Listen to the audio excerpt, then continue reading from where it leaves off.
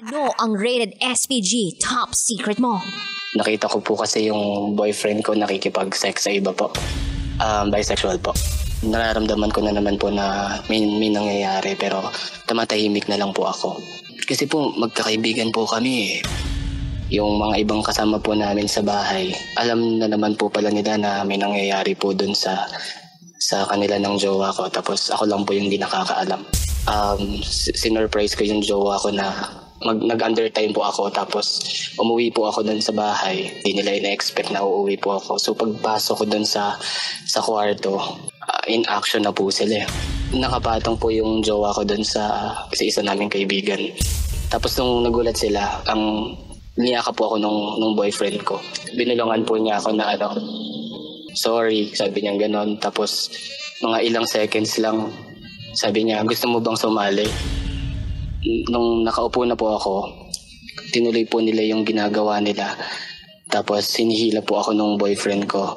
Mas lalo po akong umiyak nung tinuloy nila yung ginagawa nila. Kaya po, lumabas na lang po ako ng kwarto. Sabi niya, dahil daw po kasi yun sa akin, kasi madalang po yung pagsisex po namin.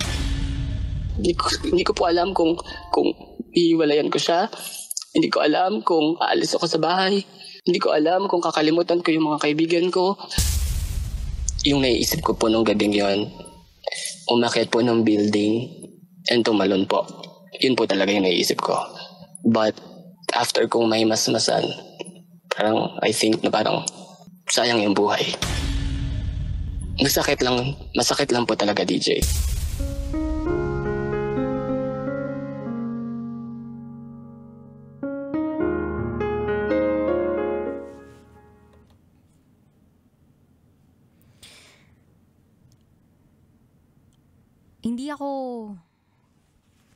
Sa totoo lang, hindi talaga ako prepared nung time na yon, nung natanggap ko yung tawag na yon last Friday. Kasi every Friday, para sa mga hindi po nakakaalam, puro katatawanan yung mga pinag-uusapan o yung topics. Kung hindi man katatawanan, medyo kababuyan. Ganun yung peg eh.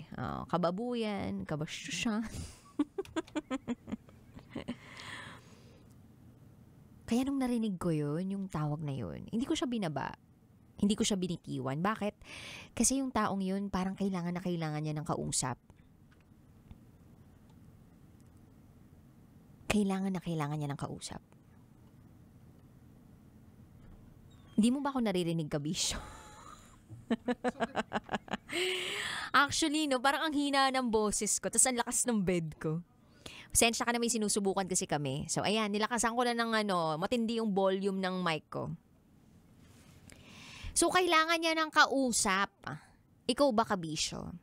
Natagpuan mo na rin ba yung sarili mo na kumakausap ng ibang tao dahil kailangan mo lang mailabas yung bigat ng nararamdaman mo? At minsan itong taong to, hindi mo nga close eh. Hindi mo nga kaano-ano, hindi mo nga kaibigan eh. Minsan, a random human being or a stranger is the best person to talk to. Why? Walang background about you. No judgment about you. Upfront, oo. So, ang sarap lang siguro sa pakiramdam ng isang tao na may nakikinig sa kanya. Kaya ikaw, Kabisyo, kapag meron kang kaibigan, kapamilya, mahal sa buhay, na nagsasalita, sinasabi, kinukuwento ang mga naganap sa kanyang buhay. O meron lang siyang gustong ilabas na bigat sa nararamdaman niya. Sige, Kabisyo. Makinig ka lang. Makinig ka lang. Malay mo, ikaw pa lang makapagpagaan ng nararamdaman niya.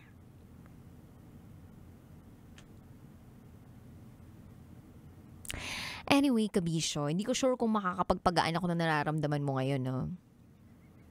Pero subukan natin. Alas 9 ng gabi hanggang hating gabi magsasama tayo kapiling ang Basa Princess ng Love Radio, DJ Rocketera. At eto na nga po, ibibigay ko na ang patikim ng DJ Rocky's Secret Files.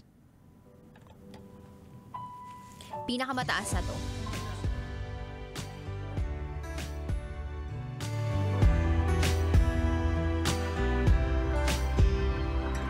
Advantage ako ng boyfriend ko para makinabang sa pera.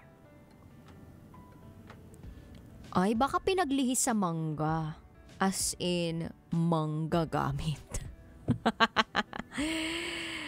Kung sino pa, yung taong dapat mag-alaga sa'yo, magmahal sa'yo, maging tapat sa'yo. Tinalo ka pagdating sa pera? Grabe naman yan. Anyway, abangan nyo po yan sa aking pagbabalik. Kapiling nyo po ang Basa Princess ng Love Radio, DJ Rocketera. At kayo nakatutok dito sa 90.7 Love Radio. Kailangan pa bang i-memorize yan? Basic. Up next is Spotify Philippines Top New Podcast of 2024 under solo category, DJ Rocky's Secret Files. Ira ng tatay ko ang pagkababae ko. Siya. May secret affair kami ng office mate ko. Hindi ko matigilan kasi sobrang galing niya sa... Rocky's Secret Files. Secret Files. It's the kind of bleep you never knew existed. Kunwari inosente, pero boy naman pala. Rocky's Secret Files. Secret Files. Metro's number one. Metro's number